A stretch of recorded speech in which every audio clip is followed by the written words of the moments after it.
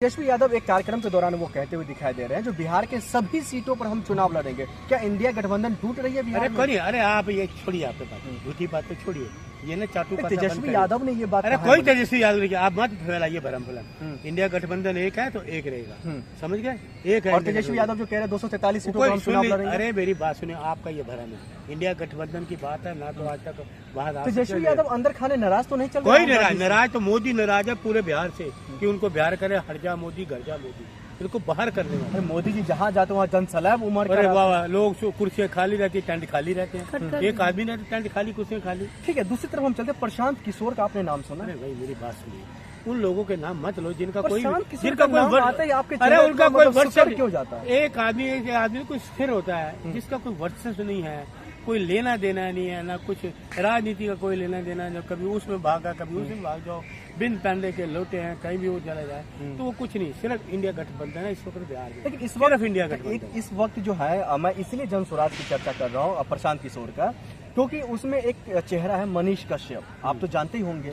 मनीष कश्यप आए दिन लगातार जनता के बीच में जा रहे हैं, लगातार जनता की बात उठा रहे हैं, लगातार वो कह रहे जन स्वराज का आप साथ आइए। देखिए, जो राजनीतिक व्यक्ति होगा वो जनता में जाएगा, लेकिन इस वक्त पूरे बिहार में लहर है इंडिया गठबंधन, इंडिया गठबंधन। फिर ये राहुल गांधी, मनीष कश्यप, ये लोग कहाँ के जाएंगे? सर देखिए, मैं तो नाम जानता हूँ सिर्फ राहुल गांधी जी, तेजस्वी यादव जी, लालू यादव जी और इंडिया गठबंधन के लोग।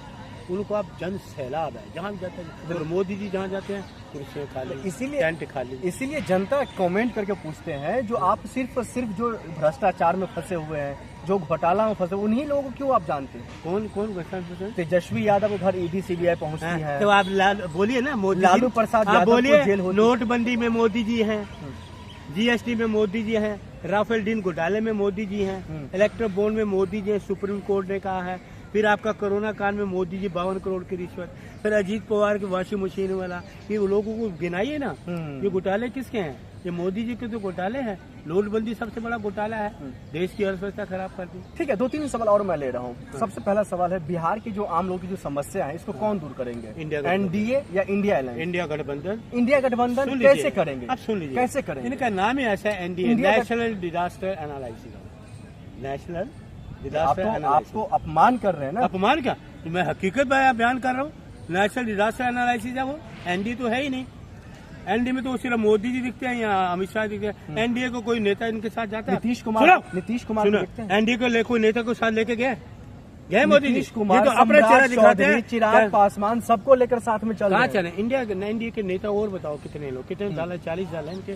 किसी दल को कोई लोगों को साथ लेके गए? सबको एक साथ लेकर के कहाँ गए मुझे बताइए ना। इंडिया गठबंधन के नेता आपको सब साथ नजर आते हैं, प्रेस कॉन्फ्रेंस में भी, हर जगह रैली हो, कुछ हो, जन सैलाब। सम्राट चौधरी को देख रहे हैं आप? अरे जनता के बीच में है। नीतीश कुमार जनता के बीच में है। इतिहास, चिराग पासवान जनता के बीच में। अरे सर, उनकी कोई उनको इतिहास की जानकारी जिनका आप नाम ले रहे हैं, उनको पहले इतिहास की। चिराग पासवान को लेकर कैसे देख रहे हैं? बिहार की जनता को लेकर वो चिराग पासवान जी, आप याद करिए, मोदी जी ने आपको धक्के देके बाहर निकाला था, उनके पिताजी का फोटो फेंक दिया था, याद करो उस बात को।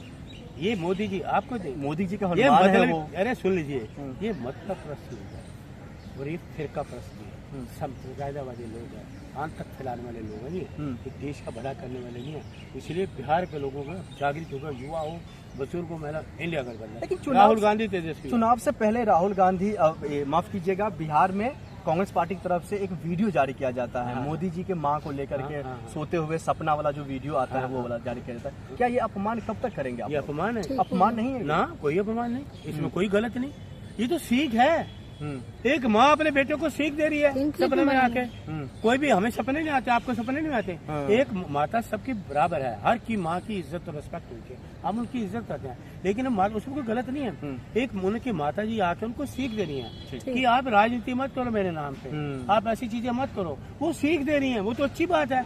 वो तो हर की माता, हर कोई जिसकी भी माँ को देगी, तो बच्चों को समझना चाहिए ना।